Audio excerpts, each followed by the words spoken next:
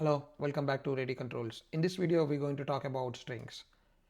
Have you ever scanned a barcode and wondered how a PLC knows which part is GTIN, which is the lot number, which is the expiry date? Today, we will use Studio 5000 find and mid instructions to crack open the GS1 barcode and extract the data step by step. So in this video, we're going to cover what is a string data type, and then we're going to cover basics about GS1 barcodes, and then we will look at the find instruction and mid instruction in Studio 5000 in Rockwell PLCs, and then we'll figure out how do we apply these instructions to extract information from a barcode. String data type is a data type that stores ASCII characters in the PLC, and the default length is up to 82 characters, and it has two parameters, dot length and dot data. Dot length is auto populates, like here it's showing this is the string and it has 39 characters in it, and the dot data is the actual data contained in it. So let's jump into the string data type with an example. Now let's go back and look at the string. This is to create a string.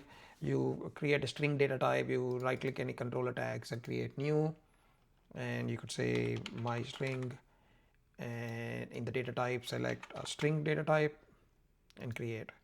The moment we created that my string, it created the data, created a tag called my string, and you could, if you expand it, it has two elements. It has a dot length element and a dot data element, and to type anything in that my string, you could just click on that ellipsis, click on this ellipsis here, and you could start typing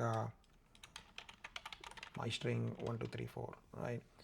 Say apply, and automatically the length field populated, right? So it's saying it has 11 ASCII characters in it. That's the basics of the basics of the string data type, right? And now how do we use a string data type, right? If you ever looked at a Zebra scanner or a Cognex scanner, they do automatically parse out the information. And to parse out the information, here I'm just showing you an example of a GS1 barcode, which has each field labeled with something called a application identifier or AI. For example, if you look at this big barcode here, 01 is the AI, and right after 01 is the global trade item number, which is 14 digits, which identifies the product.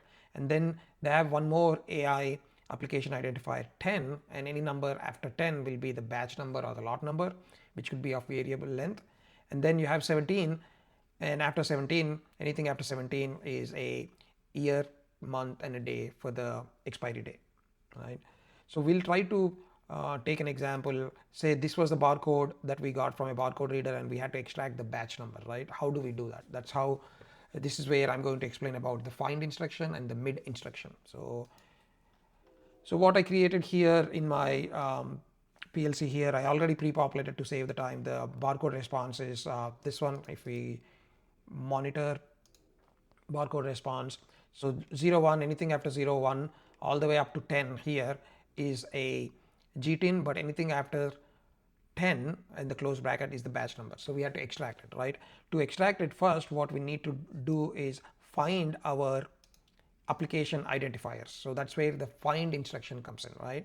So find instruction is an instruction that locates starting position of a specified string within another string, right? So this is our source string. This is where we need to extract our batch number, and we need to give it what to search for. And I'm saying, hey, search for 17 in this example. Let's go to controller tags. In this example, I'm looking for say I want to extract the lot number or batch number. So my string search should be 10, right? So I will go ahead and I just created a string. This is a string data type. If you look at this, this is a string data type. I just call it string 17, or we could just call it rename it as string 10. Apply, because it's been used, so let's not change anything. And let's go ahead and create a new tag called string 10. That's our string data type, and say create. Okay, so we already have a tag called string 10, so we will select string 10, which already has, I have created string 10 and I just populated 10 in it. So all you do is click on the ellipsis and you just put the open brackets 1 and 0 and close the brackets, that's 10. And if you look at expand the string 10, you could see the length is 10, right? Because you have one close bracket, 1 and 0 and one more close brackets, total 4. Okay. So if we want to find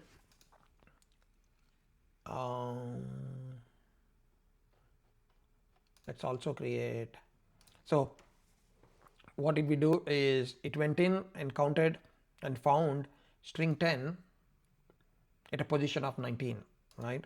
So if we want to check that, we go back to this barcode response, look at the data, and if you go all the way to 19 is where the string started. Okay, remember our it starts from 0, so 19 10, the string 10. Okay, that's the 19th position.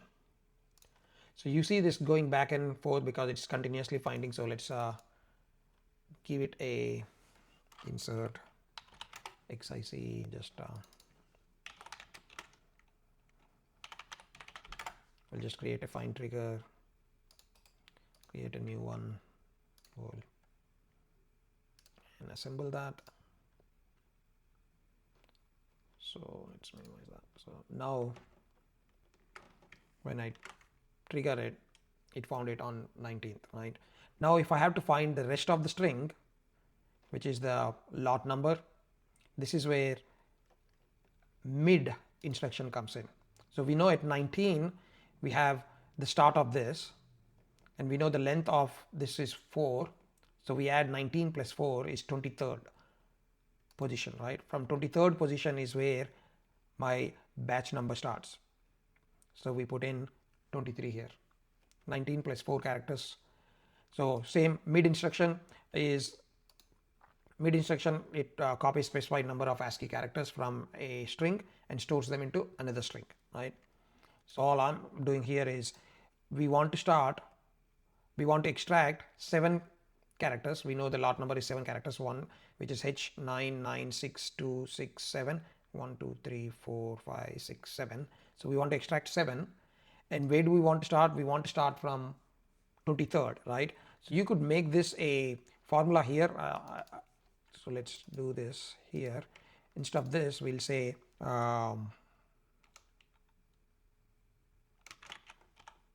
batch ID start position. We'll just create a tag called batch ID start position and hit enter, assemble that. Since I said batch, since it's a newly created tag, there is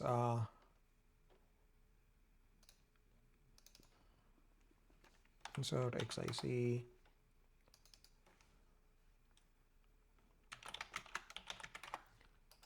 find mid,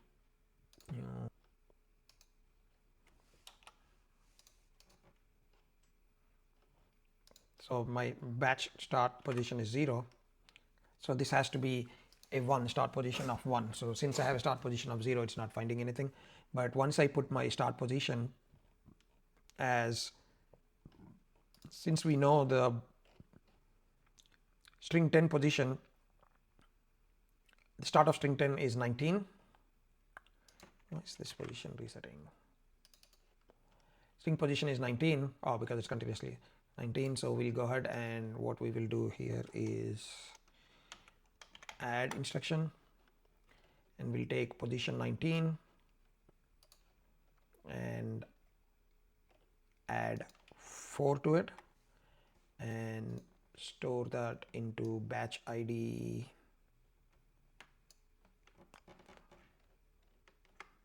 and store that into batch ID. Okay. So that's the basic logic we did. We found where the string 10, the application identifier 10 is. We added 4 because it's 4 characters long, and we created a position called batch ID start position, and we use that batch ID start position as a parameter to the mid instruction, and then we are able to extract the batch ID, right?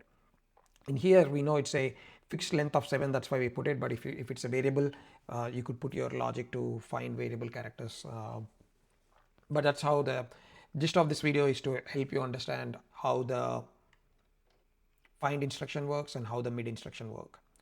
So the mid instruction cannot be 0. If we start the mid instruction does not like having a start position of 0. If I do a start position of 0 and enter, it will say value out of range. So it has to be 1 at minimum. Okay, that's one thing which need to be cautious of. Okay, other than that, we just need to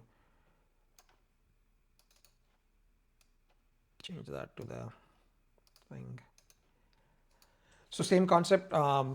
Here we just use this barcode, but if you're using a different type, like if you're using Pharma, then the AI, the application identifiers are different. It's always 0, 1 is the first one, and then it could be 17 and then 21. If it's the logistics, it's 0, 0 is the first one, and then 10. Anything after 10 is the lot number. Anything after 17 is the expiry number. And for food packaging, 0, 1 starts with GTIN. Anything after 0, 1 is GTIN. Anything after 15 is best before date, and anything after 10 is the batch, right? So try these two instructions. Try to extract the batch string from this food packaging. I will put these links in the comments. Feel free to try it out, and if you have any questions, don't hesitate to put a comment or ask for clarification. And if you like this video and if you want more videos like this, please comment and like and share my channel. Thank you very much.